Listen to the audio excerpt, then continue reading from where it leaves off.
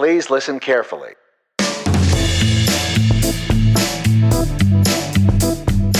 Welcome back to the latest episode of the Extra Buttery Podcast. This week on the show, we're going to be diving right into some analysis of the new trailer for Star Wars The Last Jedi, which just dropped over the weekend. Everyone's talking about it online, trying to pick it apart, but we'll offer our take. Then we'll get into Guardians of the Galaxy Volume 2, which is set to come out in a little over 2 weeks. It seems like just this past day, there's been all kinds of interesting little tidbits that have emerged about the movie, so we'll be talking about that. Then some exciting news for anybody who remembers the movie The Man from U.N.C.L.E. It's out there going to be getting a sequel, or at least it's being written, and Jason and I are both fans of that, so we've got to talk a little bit about why this is some exciting news. Then we'll talk in TV news a little bit about Doctor Who making its return for its 10th season. And then finally, Jason and I will go head-to-head on The Fate of the Furious. He liked it, I kind of hated it, and we're going to hash it out. But coming to you from Toronto, my name is Robert Snow, and joining me from Vancouver is my co-host Jason Chen. Hey Jason, how's it going? Good, how are you? Doing all right. I just watched that episode of Doctor Who that I was telling you about, but I think we have to get into that trailer for The Last Jedi before we go too far. Yeah. We always get sidetracked, or I always do. I think we all knew it was coming, though. It hadn't dropped in front of any of the big movies from the past couple of months, and they've kept us waiting a little bit longer than they did for the first trailer for The Force Awakens. Really? So, when was the first? I feel like the very first teaser for Force Awakens, the one that just had like maybe 5 or 6 shots in it, that dropped at least a year before the movie came out. It was like December of the year before. Yeah. So this one is like they waited until about 8 months before we saw anything. Oh, right. Because I remember I was like, why did they take a year in post-production? I think I was thinking about that. But of course, they had this great opportunity to launch it with a converted audience already in place at the Star Wars Celebration in Orlando over the weekend. So what did you think of the trailer when you saw it? Okay, first of all, it's a teaser, not a trailer. I don't know why everyone's calling it a trailer. It was cool to see Star Wars, like, new footage on the screen, but overall, because, like, I guess I'm not that good with Easter eggs, it didn't really hype me up that much. But it was cool just seeing everything on the screen again. The only interesting part in my mind was what Luke said about something about being the last Jedi. I only know one truth.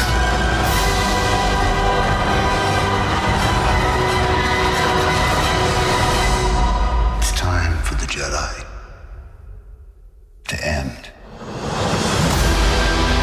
He says that, and it immediately unleashed like an internet firestorm. People were trying to decode this very brief phrase and trying to understand like what would motivate him to say such a thing, and is he lying, or is he turning to the dark side? People. It was almost comical how far people took that one little line. I guarantee you, Luke's gonna die in this episode. Yeah, because that was something you were saying in an earlier episode of the podcast. Yeah, he has to, right? Like, to follow kind of the Yoda Obi-Wan arc, like, he has to die at some point. And I feel like this is the movie to die in. But don't you think that would be a little bit sudden, like, if they're going to at least maybe have him kick the bucket in the third movie from this trilogy in the way that Yoda did? Well, Obi-Wan didn't last long in the original trilogy, right? Oh yeah, but he did live. He popped up as a Force ghost. Right. I mean, for all we know, Luke could die at the very end, so that gives him 2 hours of like potential screen time. It's 2-hour Luke Skywalker show, and to see what to see him, like, I don't know, do something significant, right?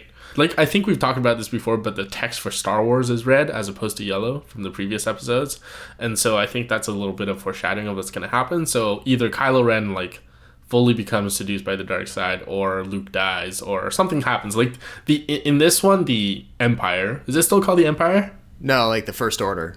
Okay, the First Order. Sorry, the First Order. The First Order still. God, Jason, get your Star Wars facts straight. Shut up. I only care about the original trilogy, where the First Order like is victorious, like just like Empire Strikes Back. And that sets up the third one. I was disappointed to see Poe Dameron's X-Wing get blown up, because that's my like favorite space aircraft of all time. He seems to get those pretty quickly, you know, that Yeah, but it's the one he like flew in the first one, right? Yeah, but he lost one in the opening scene of Force Awakens. I feel like the Resistance seems to have all the money in the world to keep buying him those things. True, but the one that blows up is black and orange. The one that gets blown up in the beginning of The Force Awakens is white and blue. Oh, it was traditional. Oh, yeah, that's right. Okay. Yeah, his second one was a different color. Okay. And supposedly that's his like personal one. And black and orange is a cool color. It's like Halloween. He'll get it back though. I mean, Princess Leia is rolling in it. Yeah, but there's a few like, you know, we can glean little tiny bits and pieces from that trailer. We're going to get our training montage naturally. We see Rey practicing with the lightsaber on top of the outcrop on that island from the end of The Force Awakens. But you know, Luke's training wasn't a montage though. Like it was an extended, almost the entire Empire Strikes Back. So maybe that's what she'll go through as well. Yeah, maybe. Yeah. They could do it a couple of ways. I'd probably prefer the way you described it, because training montages are, you know, kind of a cliche at this point. Eye of the tiger. I don't know. I'm not reading. I'm trying not to read too far into this because.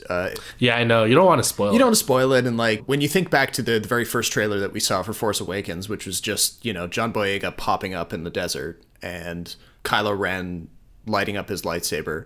You know, we knew so little about any of the characters at that point. That's great because it suckered me into seeing A New Hope again. Oh yeah, we knew we had to slip something like that in there. I still enjoyed it. It wasn't a waste. It was good. It was fine. How annoyed would you be though if this clung a little bit too closely to the plotting of Empire Strikes Back? Still a little bit, but in my opinion, Empire Strikes Back is the best. So, if anything, it'll be better than The Force Awakens. Do you think there's anything else we can really glean from the teaser other than those kind of well, they're not really fan service moments. They're just sort of whetting the appetite a little bit. The problem with this teaser I had compared to The Force Awakens was that in Force Awakens, they showed you something new. So it's like obviously new characters, but also Kylo Ren's like weird lightsaber. But in this one, it was just kind of like images that were kind of throwbacks to the original, and so it didn't excite me that much. But at the same time, I'm very curious like what happens to Finn in the film, because I feel like his story is one that I'm having a little trouble predicting, because he compared to maybe say Rey or a few other people, his character type doesn't really follow one of the original three, like Luke, Han, or Princess Leia. No. In the same way. He's kind of like his own entity. Yeah, which is awesome. And also Princess Leia. So there's some debate over whether she'll be in episode 9 now. Her brother gave an interview where he made it sound like the estate had allowed Lucasfilm to use her image in episode 9, which the internet kind of took that and ran with it, and they extrapolated that we'd be seeing a CGI version of the Carrie Fisher Leia. Classic internet. Exactly. You know, I mean, everyone was kind of running around saying that like this is the only way they can make her death make sense in the film and blah blah blah. But then Kathleen Kennedy at Star Wars Celebration over the weekend kind of clarified, and she kind of sort of threw Carrie Fisher's brother under the bus and said like, oh no, he must have misheard something, and she did a bit of damage control and essentially said like, no, she's not going to appear in episode 9 at all. And well, did she see how she cut off Mark Hamill too in one of the panels? No, what did she do? Okay, so like I'm not sure this was the Star Wars Celebration, but Mark Hamill was kind of going on about how he was bringing ideas to J.J. Abrams, and J.J. Abrams kind of brushed him off. He was kind of surprised about like how Luke was being treated and yada yada yada. And Kathleen Kennedy just kind of, after Mark Hamill's done speaking, she steps up and she just says, I just want to say like one thing, and that is he does not know how big his role is going to be in the next episode, so this coming one. So you guys just don't listen to this crazy guy. Okay, yeah. That's kind of funny.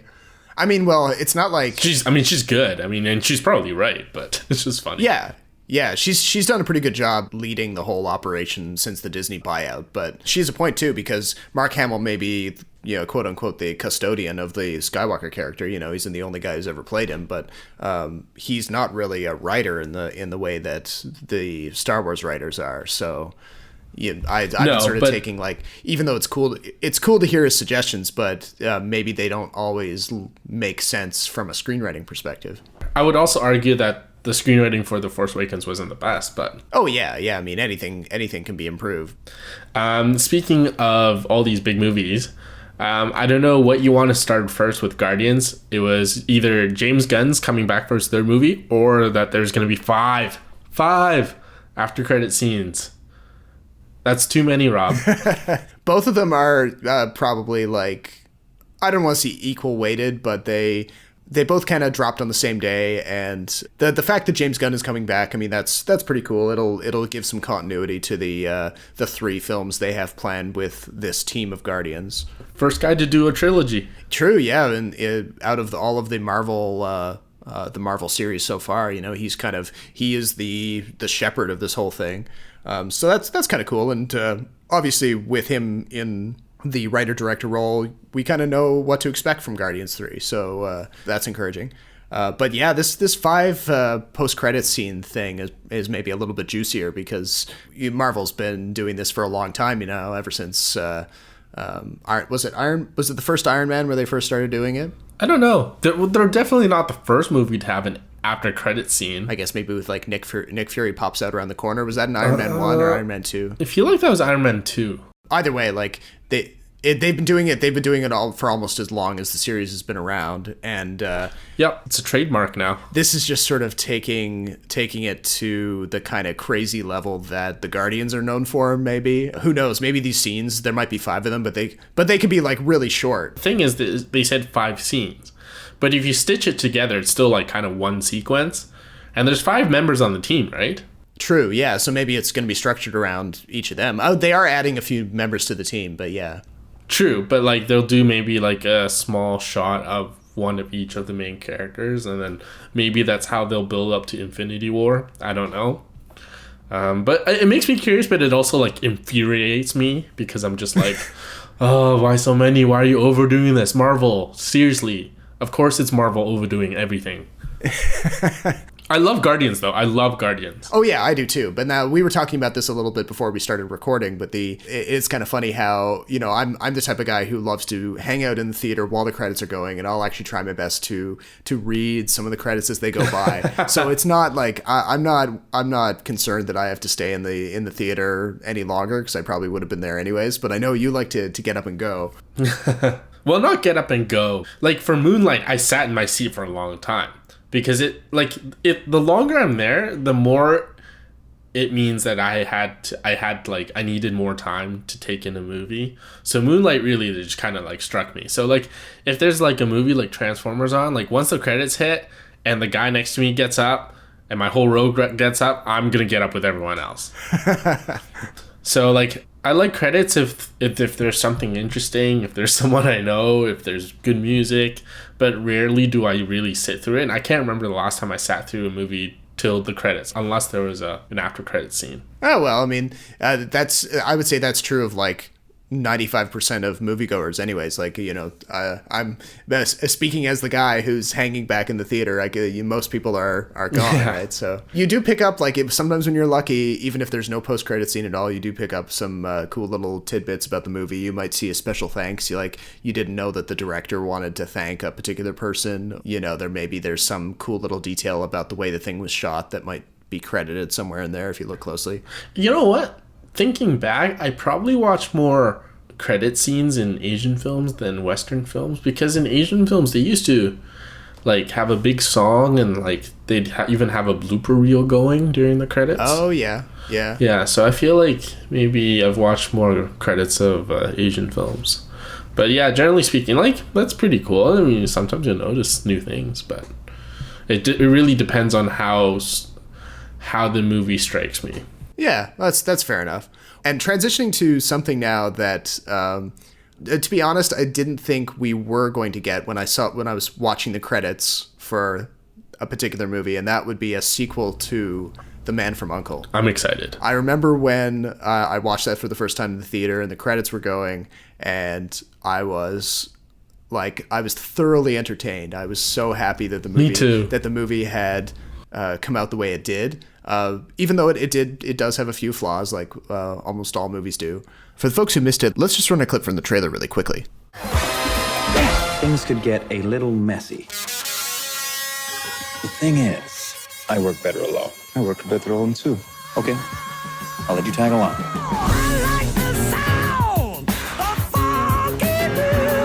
We didn't watch it together, did we? No, I don't think so, because I saw it with a couple of friends of mine here in Toronto. Oh, sorry, Rob. That's what you get for living in the other coast. You and your Toronto friends. Yeah, I agree. Man of U.N.C.L.E. is excellent. It was, and like the way they put the ending together too really was a real like shout out. Like, we want a sequel. Like, let's get more of the banter between Alicia Vikander, Henry Cavill, Armie Hammer. Let's get them doing more crazy stuff together, because it isn't really until the end of that Man from U.N.C.L.E., the first one, I guess, if we can call it that, that the team kind of feels like a cohesive unit. Mm-hmm. And if the writer of this proposed sequel is able to get the financing together and actually get this thing made and bring Guy Ritchie back on board, I think that could be really cool. I know that the box office was a bit of a problem with the first one, so I'm not sure what it's going to take to see this thing through. That's true. The one thing is, like, I hope what we call independent studio on the podcast, I hope that one of them picks it up or helps finance it, because I think there's a lot of potential. I do feel that, though, like, the historical track record of movies that have been made because an audience demanded it to be made hasn't always been good. True. Yeah. Like, you can't write a movie just because people want it. It has to be, like, a good story. There has to be something behind it. Yeah. So Man from U.N.C.L.E. really delivered on style. And I think plot was something okay. Maybe there's an argument that it wasn't the best part of the first one. So in the second one, they have to really make that airtight, especially for a spy movie. I think you have a weak plot, like Jason Bourne 4. Like, it's not going to matter how well you shoot it, right? The story sucks. Exactly, yeah. That, espionage movies, whether they're kind of on the funnier side, like The Man from U.N.C.L.E.'s, or even James Bond, or if you go like super serious, like Tinker Tailor Soldier Spy, or like other John le Carré adaptations. Yeah, if you don't like Tinker Tailor Soldier Spy, we can't be friends. Yeah, but in both cases though, like whether it's a funny one or a serious one, there still needs to be a lot of meat there, because espionage is one of those things where you kind of need the little bits and pieces of the mystery to pour over. Yes. And everything. And so I totally agree with you. Like, Man from U.N.C.L.E., the first one, could have really benefited from more of that meat. So now that they've kind of established the world and the style and the characters, maybe that'll allow the screenwriter to kind of pile on a more involved mystery or something for them to sort out. What kind of villain would you like to see in a spy movie? There's a question for you. Well, now, one of the villains from the first one was a woman, and she was played by Elizabeth Debicki. Oh, she was brilliant, eh? Who is actually in the new Guardians film, too. Yeah. Her career's on a rise. She won't be back in this one, to not give any spoilers. She did. But from the first one. It's been a while. You should have seen it. Exactly. I'm not a screenwriter, so I wouldn't want to try to fan cast or fan write. No, not fan cast, but like, what kind of villain? Like, is he like a computer hacker, or is he like a serial killer, or is he like an assassin, or they're both the same thing, or like, I don't know, an animal? Definitely not a computer hacker, because that would be a little bit too far in the future, I think. And really fucking boring. Yeah, which we'll get into later. I think it would have to be something that kind of makes sense in this weird world that they've established, which is almost like an alternative universe where. But it's Cold War too, right? So it's Cold War, but there's still like Nazis kicking around. So it sort of feels like alternative history at certain points. I don't particularly care what the plot is, as long as it's substantial and as long as the villain actually, makes sense. And then moving on, you're really excited or intrigued too by the new Doctor Who. Yeah, I mean, I've been for those who haven't been reading on Kinetoscope or on the blog for the past few years, I've done reviews of Doctor Who. I've been a long-time fan of the show. What are Doctor Who fans called? Whovians. Whovians? Oh yeah, right. you know that we've got a name for ourselves. Well, that's why I asked. I figured there would be one. Well, here's a taste of the upcoming season that aired at the tail end of the most recent episode. I'm the Doctor. I've been standing by the gates of your world, keeping you all safe. I'm not stopping now. Any questions? Now, this current iteration of the show, for people who are still kind of cautiously wondering what all the hubbub is about with Doctor Who, this version of the show has been on the go since 2005, but it's actually... the story has not really ended. We're still telling the new version of the show is still telling a continuous story from all the way back in the 1960s when the show first premiered. Okay, hold on. First of all, how do they explain the changing cast of doctors? Okay, so this is actually it's very funny, very British, but it actually it works. It's one of the central bits of the show. So the Doctor from the title is a time-traveling alien, and his race... Oh, he's an alien. Yeah, he's an alien. So his race of people, which he is actually the last of when we meet him, when they suffer like a mortal injury of some kind, they have the ability to regenerate into a new body. Oh, like Professor X. Does Professor X do that in the comics? Yeah, he does it in the movie. Remember in the Last Stand? I never thought about it like that, but yeah, you're actually kind of right.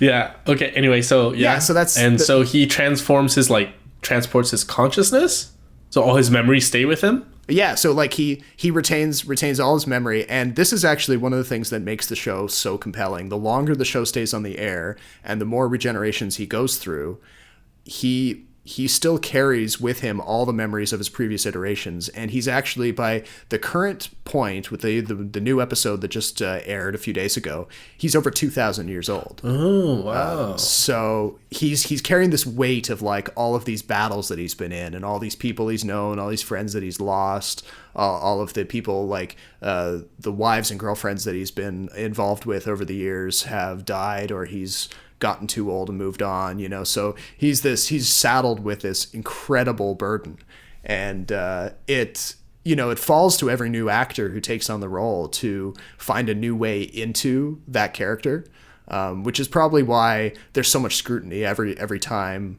an actor decides that they're going to move on from the role, and then the BBC has got to find someone else to come in. So people are like, the announcement is made and immediately people are kind of psychoanalyzing the actor, trying to figure out if they can live up to this massive history. That's pretty cool. So if you're the actor, if you're Doctor Who, that means you pretty much have to go back and watch every single Doctor Who episode in history. Yeah. I guess if you wanted to, that's a lot of homework. Yeah, because there's over, I forget the last number of episodes. It's over 700 episodes now, I think. Wow. Maybe even more. Okay, so who's the newest Doctor? The newest Doctor is Peter Capaldi, who's a Scottish actor who's in his, I would say, I don't know his exact age, but he's like late 50s, early 60s. Before him, they had a very young actor playing the Doctor. He was actually the youngest Doctor ever, Matt Smith. The current version of the Doctor is very kind of gruff, Scottish, grumpy, but naturally as time goes on we sort of see the softer side of him come out in certain interactions. So that's, it took a little time to draw that out. A few people kind of criticized the portrayal in the early episodes for being too gruff and like not emotional enough, but Peter Capaldi's really done a good job evolving over time, kind of growing into the role. How long has Matt Smith been the Doctor? Matt Smith was the Doctor, let's see, he took over in about 2010, I think. After David Tennant, right? After David Tennant. And he was the Doctor for a pretty long period of time, about 4 years. And then Peter Capaldi's been in the role for a little over 2 years now. Do the episodes and do the seasons get progressively darker in tone because he's like this tortured? They can get pretty dark, yeah.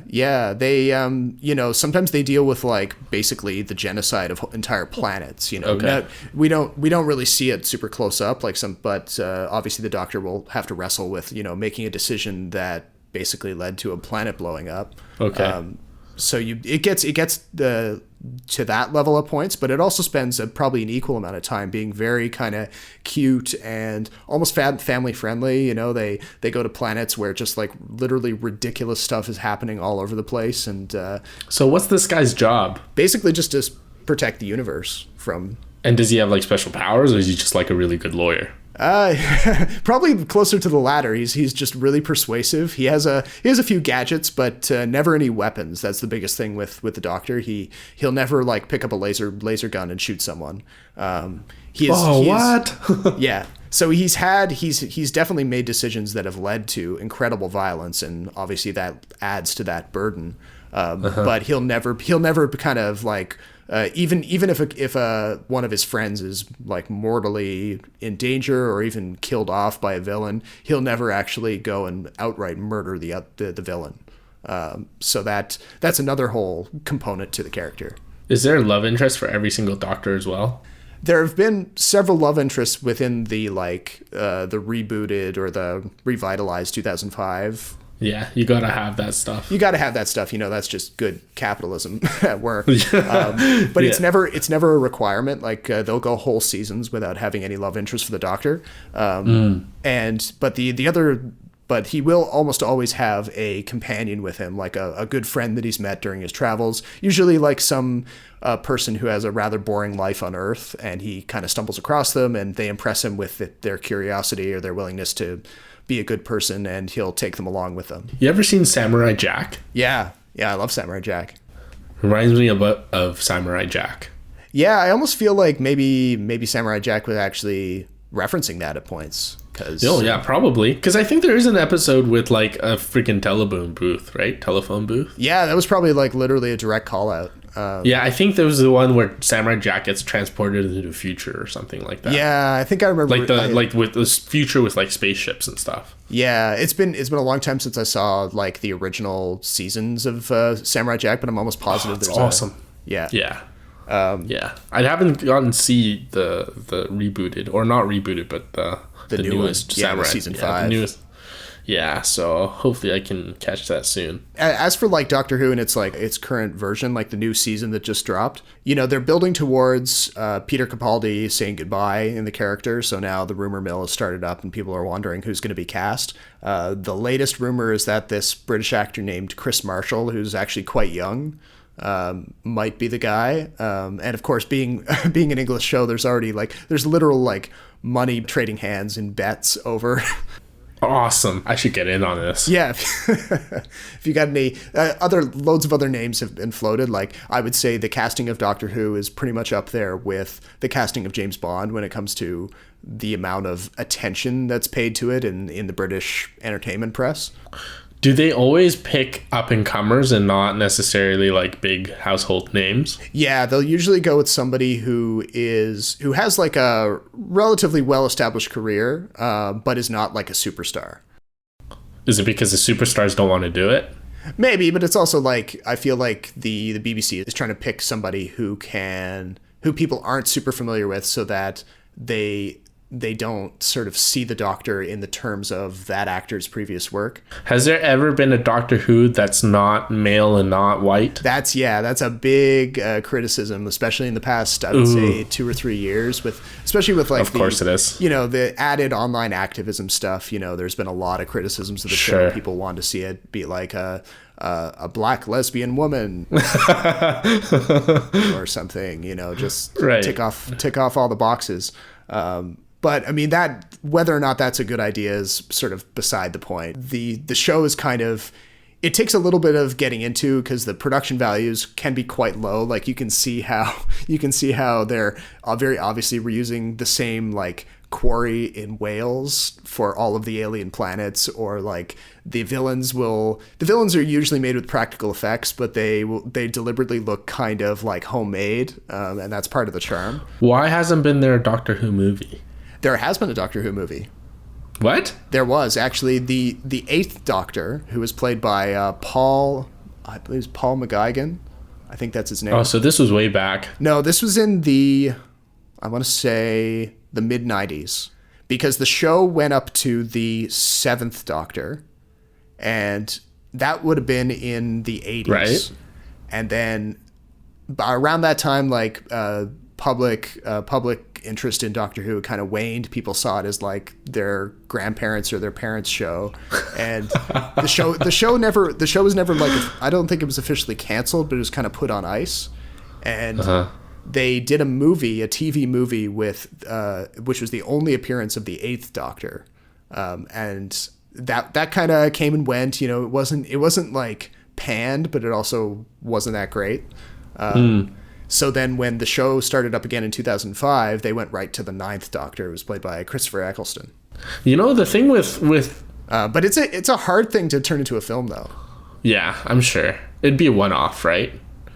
It'd be like the Simpsons movie. It'd be like just one really long episode. Exactly. Yeah, that's it. It's a show that has such a long history as a show that if you tried to turn it into a feature-length thing, I think it would have a hard time sustaining itself for like 90 minutes to 2 hours. Yeah, so like between Christopher Eccleston, David Tennant, Matt Smith, Doctor Who has always given me this like this guy looks like the child catcher kind of vibe, creepy vibe to it. And so like I've always thought Doctor Who was some like deranged. Well, I mean, they kind of riff on the fact that he is pretty much insane. Like the stuff that he does is completely crazy, and he kind of he runs into battle without any plan, and he kind of makes it up as he goes along. So you're not far off the mark. But so he's reckless though. Yeah, he would be reckless. Yeah, but it's kind of a sense of recklessness backed up by the confidence that he's like the smartest being in the entire universe. So he'll figure it out eventually. So Han Solo. Yeah, you could say there's some Han Solo in the background there. Yeah, fair enough. Yeah, so I would highly recommend the show, whether you want to start off with like the early episodes from 2005, which I believe almost all the Netflix platforms around, like in the US and Canada, they carry it. And of course there's any number of less than savory ways to get the episodes as well. But if this kind of 10th season is going in the direction I think it's going, it could the show is going to stay on the air pretty much for the foreseeable future. Like it's kind of amazing that it's been around as long as it has. Is it the longest running BBC show? It's definitely up there. It's probably in like the top 3. I have a feeling there's some like soap opera that you can only watch in Britain that has the record, but some Coronation Street type. Yeah, thing. Or it might even Daves Are Our Yeah, Lives. It might even be Coronation Street itself. I mean that thing refuses to die. Why such hatred? I mean, I've never seen a show. Well, I mean, so you can't hate it, Rob. Well, no, I'm saying like it. I've never seen a show that is so formulaic that that you can like literally like they cut from black in the opening of every episode, and the story is just going. And if you weren't watching for like your entire life beforehand, you have no idea what's happening. There's just this like baked in assumption that you're either in this fan base or you're not. Speaking of fan base, it's a good jumping off point, Rob. Oh, all right. You went to see Fast 8. I did, and I know for between yourself and Kate Wilkinson, who was on the show in the last episode, I mean, you guys are like dyed-in-the-wool hardcore fans of this series, and I made the mistake of like trying to catch up to you after you were like begging and pleading me to get to love this series. It's not the same if you watch it all in a row right now. Yeah, because they had it. You kind of have to grow up with it. Yeah, I think that's what that was part of the problem. I kind of binge watched them when they were all available on Netflix a few months ago, and you binge watched them. Well, I like watched them like maybe like one every 2 days or something to kind of. Oh, I was gonna say like, how can you watch that many bad movies in a row? No, that would be really bad for my health. So yeah, like I watched the first 5 of them in pretty close to like over the course of like maybe 2 weeks. Chronologically, like 1, 2, 3, 4, 5, or movie. Yep, okay. Yep. Because I hadn't seen any of them before, and so I got through them, but like just the weight of the bullshit. Rob swore. He's angry. I'm very angry. This I wasted 2 hours of my life with this latest installment, and I couldn't like I don't get me wrong. I understand why people love the series. It's like, it's that classic, like, turn off your brain experience. I totally get that. It's ridiculous. It's awesome. I will agree with that for some of those earlier ones, probably like the fourth one and the fifth one, where they're really baking in this idea about like family and what keeps these people together and all that stuff. Like you get kind of sucked into that.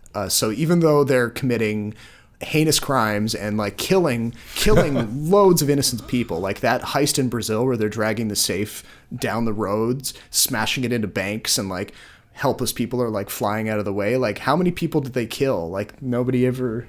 Still less guilty than Superman. Probably, but it still annoys me. And so that all happens, and I was fine with that because it was, at least it had those relationships in the background that you could invest yourself in. But so I skipped 6 and 7, kind of being annoyed. Tragic mistake. Whatever. But then I went to see Fast 8 because I was curious about it, and I was on a business trip and I was bored one night, so I went to see it, and I found that like it's just like everything that was still holding the series together for me in those earlier episodes was completely gone. The whole idea is that Dominic Toretto is converted over to the bad guys' cause because they have something on him and they're forcing him to do stuff for them.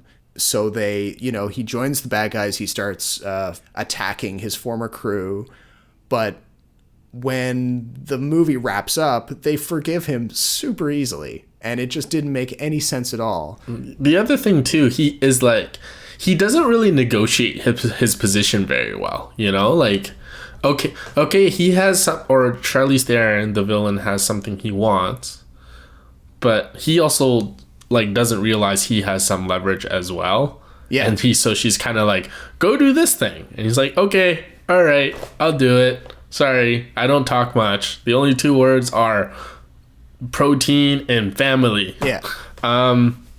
Yes, I feel like if you are a Fast and Furious fan, it's because you grew up with the series.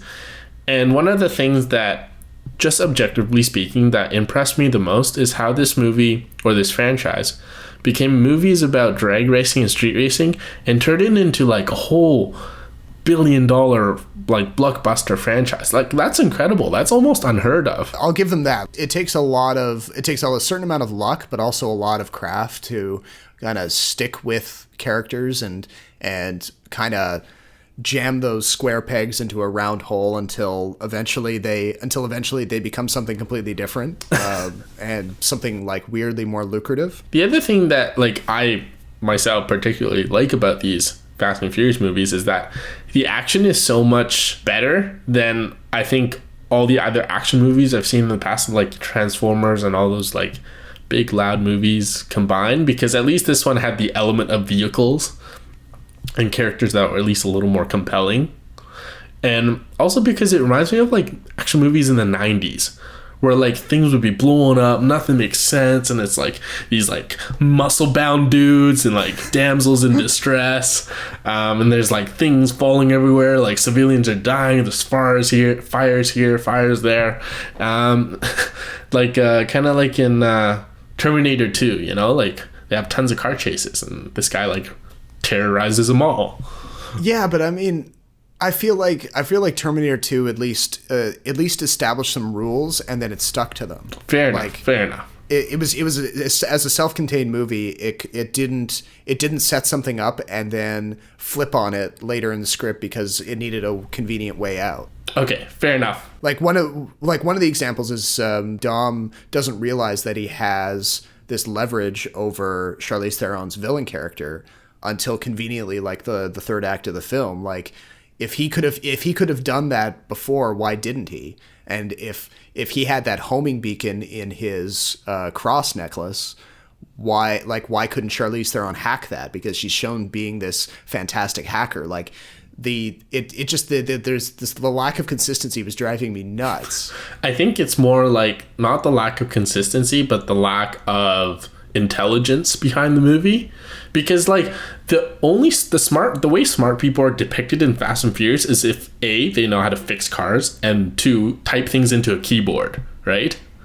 Like the smartest guy on the Fast and Furious team is Ludacris, and he's a hacker, and him and Natalie Emmanuel just kind of like type shit up and then be like, oh, hey, we're hacking and this happens, that, and blah blah blah blah blah. So like I think the intelligence bar has already been set pretty low. But going back to my 90s example, I guess the better example would be True Lies. So it's like an Arnold film, like Arnold at his peak, and in the final battle, he flies a freaking fighter jet, like an F-16 fighter jet, manages to get the villain to like hang off the side of the rocket. Okay. And fires him into open space, open air. And so like Fast and the Furious kind of has that like ridiculous factor for me. Because I think everything else is just not very interesting. So like kinetically, I think it always worked. The other one gripe I had about this movie is Scott freaking Eastwood, which I don't know if they were trying to like replace Paul Walker. By the way, you don't replace Paul Walker, but he plays like the straight edge white dude, and he added nothing. He was really annoying, and the best part of that movie was probably Jason Statham and The Rock teaming up. Or like having their banter. The two characters are probably the best. Yeah, I'll agree that the banter was pretty solid. Even though the whole like them teaming up again was another example of that, of what I thought was a lack of consistency. Like they brought him out onto the team way too easily. But Scott Eastwood was definitely a problem. I don't know if it's like the guy just doesn't have his father's clout or you know.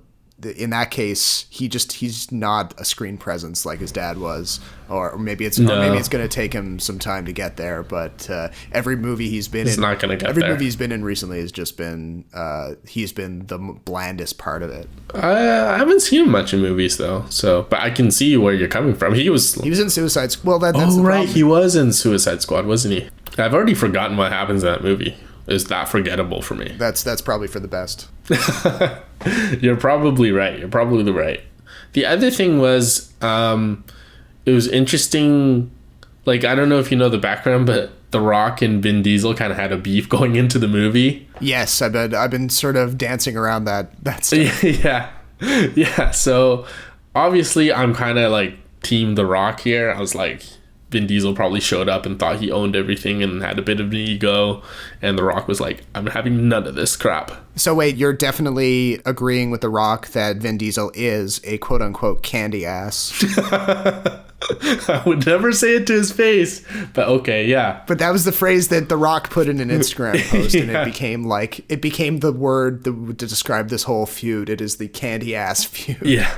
And it's funny how like recently the news came out that Vin Diesel had cut an after credits scene that involved The Rock and Jason Statham and supposedly set them up for this partnership that would have had a spin-off franchise, blah blah blah.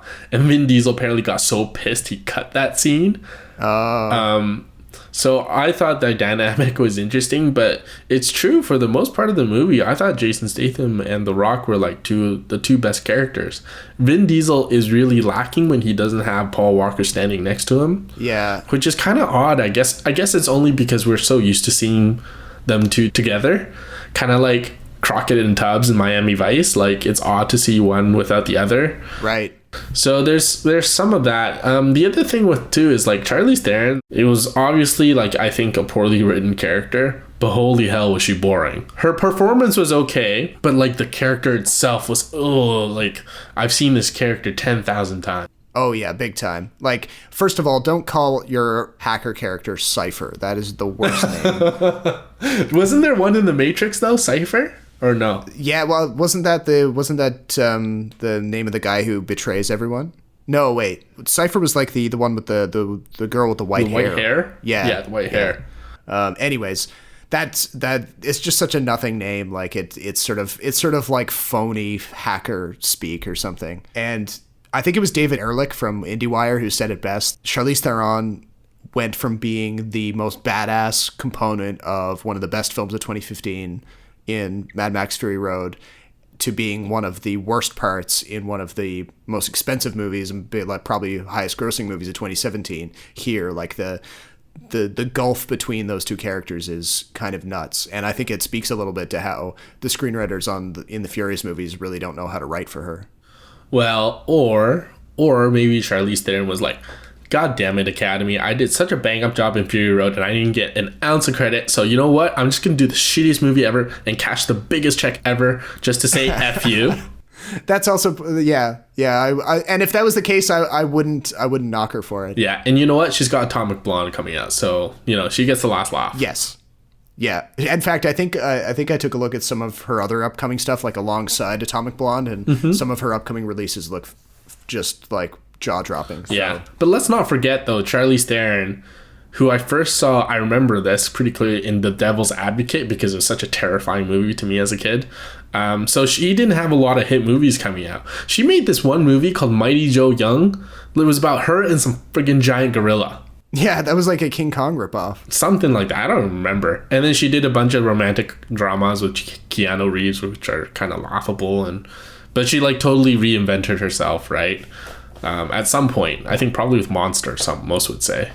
I think her career's had ups and downs, like a lot of those big stars, but yeah, with the Oscar for Monster, and then I think her career cooled off a little bit, but then it's been on pretty steady climb ever since. That being said, though, all of the stuff, the material that she has to work with in Fate of the Furious, just they basically kind of cut to reaction shots of her in her super spy plane, and she's like, how about a taste of this? And then she kind of like moves her fingers on a touchscreen, and then they cut back to Vin Diesel in a car and like, oh, she's good. Like it's just so cartoonish. Her dreadlocks remind me of the twins from The Matrix. Yes, yeah. I gotta say though, like the action itself, I pretty much I enjoyed. I thought the Jason Statham shootout on the plane was the best action sequence of the whole film. Yeah, at least that had some stakes. Yeah, so like, but the part with the submarines are chasing the cars, I thought that was pretty exciting too. I mean, cut, like, forget the dialogue and the plot, but just watching these, like, things just, like, drive and blow up and stuff was, like, pretty entertaining. Of course, the internet sleuths have already pointed out that no submarine of that size or class could ever go that fast. No. But, I mean, that's kind of like that's a pretty nitpicky detail. That sequence by itself was... if you just look at it as a scene, I liked how they kind of figured out how to take it out. That was fun. But when they all kind of drive their cars around Vin Diesel to protect him from the fire. I laughed at that part. That was so funny and cheesy. I just couldn't. It was just too much. But see, if you laughed, that means I think the movie did its job. That was to entertain you. Even if you're like hanging your head in shame, going like, "What has movies become?" Okay, I feel like that was kind of the point. You might eventually be able to bring me around to this point of view, but it's gonna take a long time. I mean, for now, I left the. I left the theater wanting to give it like 1.5 out of 5. I got it up to a 2 out of 5 on the strength of the Jason Statham plane fight. What did you give the previous ones though? Like what range? I mean, bearing in mind that I didn't see 6 or 7, which a lot of people have said are definitely up there amongst their favorites. Yeah, 6 and 7 are the best. The first one I didn't hate. The first one I didn't like. When I first saw it, I thought it was terrible. Yeah, it's just mediocre. Like if it hadn't been the first film in this giant series, I think people would have just forgotten about it. Like the Blue Crush surfing movie with Kate Bosworth. Yeah, I remember that. And Michelle Rodriguez was in that. Oh yeah, there you go. So it was kind of like that for me. Like not abjectly terrible, but also not very great. Obviously, the second one, everyone kind of universally agrees that that's almost probably the worst in the franchise. Oh, yeah. Oh, my God. Just shit on a screen. Like... Yeah. The third one, I can see why you and Kate like that one so much, especially if you saw it when you were a bit younger and like... and you were kind of growing up with the franchise, as you said, but I still can't... I don't see what people like about that actor, the Texas guy. Oh, wait, but why do you think Kate and I like... Well, I actually can't speak for Kate. Why do you think I like it, though?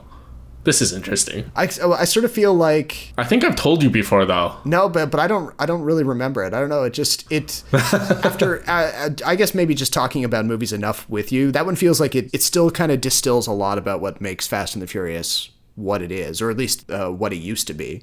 I mean, it's like it's like an indie Fast and Furious film, if you want to call it that. Yeah.